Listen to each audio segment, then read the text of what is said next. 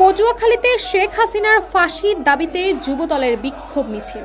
বৈষম্য বিরোধী ছাত্র আন্দোলন সহ আওয়ামী লীগ সরকারের ১৭ বছরে গুম খুনের প্রতিবাদে এবং শেখ হাসিনার ফাঁসির দাবিতে যুবদলের উদ্যোগে পটুয়াখালীতে বিক্ষোভ মিছিল অনুষ্ঠিত হয়েছে।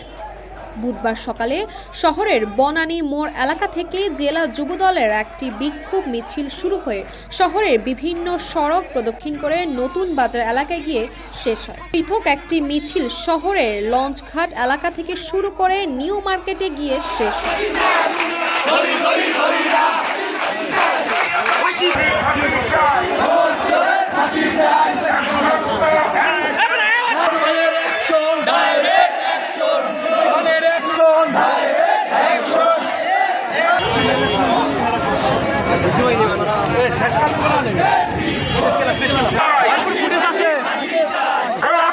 লাইভ দে